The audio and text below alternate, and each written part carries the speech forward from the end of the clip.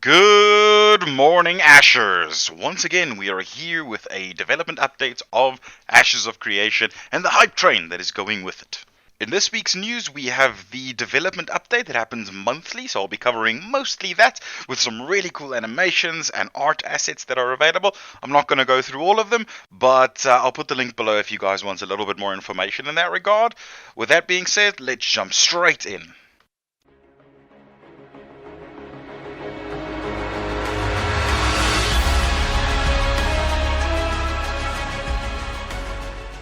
Steven, the creative director and technically owner of Intrepid Studios, finally acknowledged the existence of the almighty Frognar, the ultimate meme race that we all want in the game.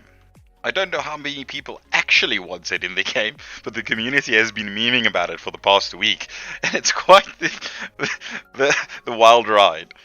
Sorry, I literally could not say that with a straight face. Even after several attempts of recording, I decided to just go with the latest one.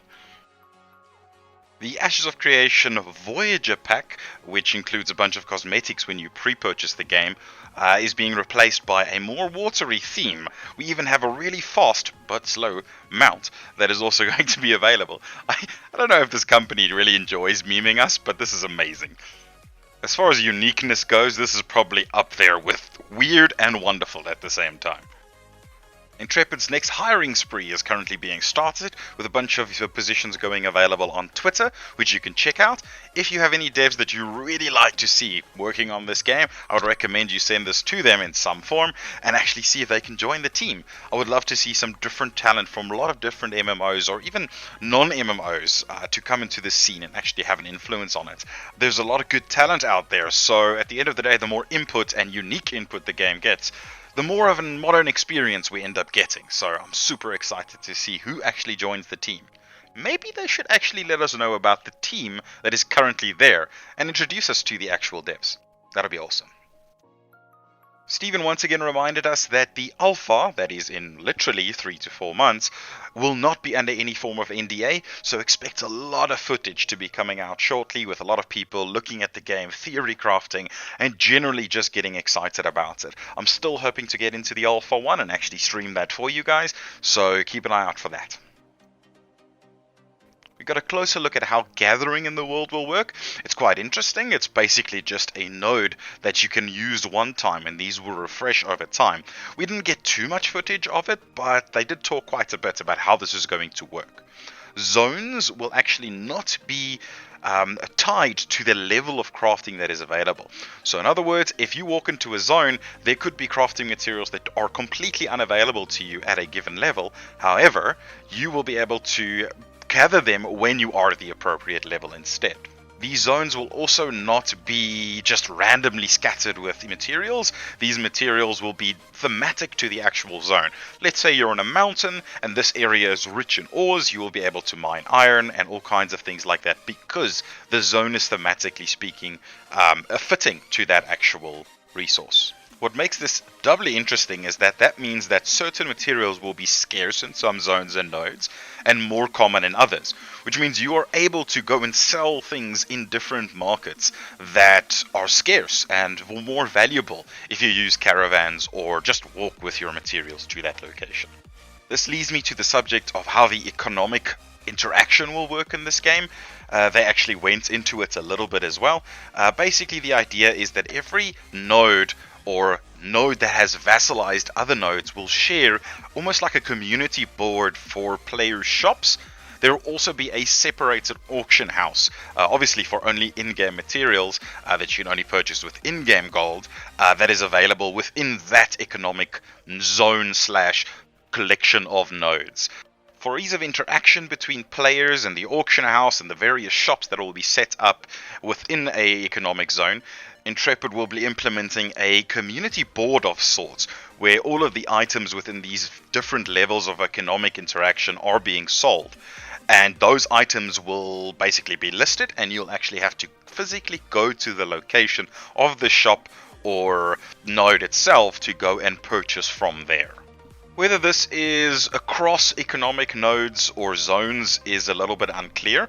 I would love to be able to know ahead of time that yes, this friendly node of ours, who is hundreds of minutes of walks away, is able to appear within our community board, and the only thing we need to do is say, cool, we need to go there and actually go and purchase it. Maybe even, reserve or pre-communicate with that person to help us not waste time in going there.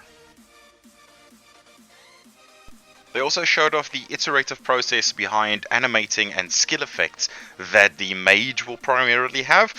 Clearly the most favored class at this point in time. I'm sure it'll be the most fleshed out class we have, or rather archetype we have, when the game actually releases into alpha. The 3 abilities is a mana granting ability, which looks pretty cool. They were talking about how they were using both particle effects, different colors, and volumetric fog to make it look really cool. I really like this mana effect. It's subtle enough to be, not overwhelming, but at the same time, it looks really good.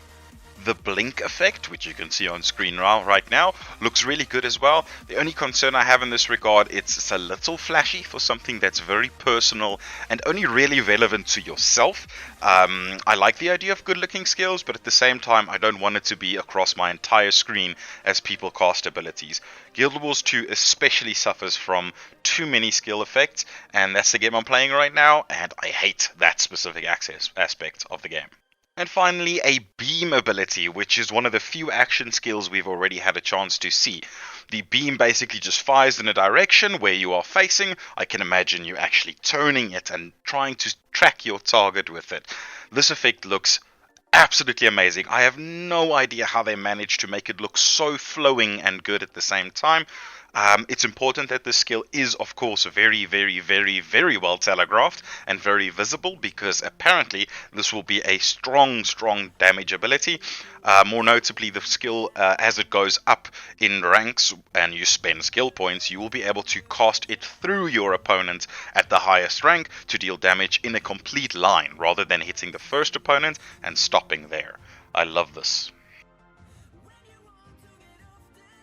While on the subject of effects and particles within the game, you'll see on your screen right now the actual waterfall effects. And Unreal is amazing, but this goes beyond expectation. Apparently they're using a new technology that allows them to make it look better and perform better at the same time. Needless to say, this is a great leap forward in terms of MMO graphics, and I am super excited. Once again, I know I repeat that a lot, for this bloody game. Besides just looking at water, there will also be swimming and complete ability to use all your skills underwater. There is a bit of it on the screen. There's a lot of bugs involved with this. They still have to do the transitioning of the actual, above water to water portion. But you can clearly see the animations are coming along, and I'm hoping the combat is really good. There are very few games with good underwater combat at the moment. Guild Wars 2 does it the best, in my opinion, but it's still absolutely awful in terms of enjoyment, once the novelty of it wears off. It was also mentioned that we'll be able to fight on top of the water and ship-to-ship combat, whether this is the ships themselves engaging, or more specifically, the ships meeting up and the players engaging, or a combination of the two. Once again, is very much up in the air. I'd assume it would be both for it to be really fleshed out.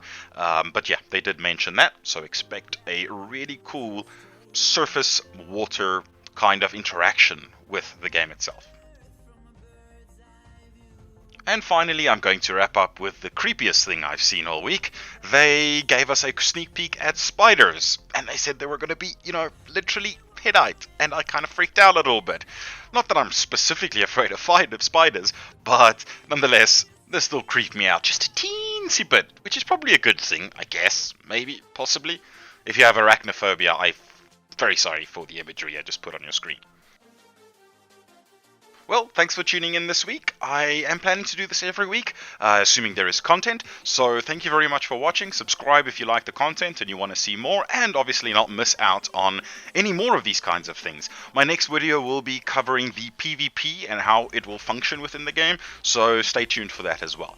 Awesome guys, have a good one, and may the Ashers be the future.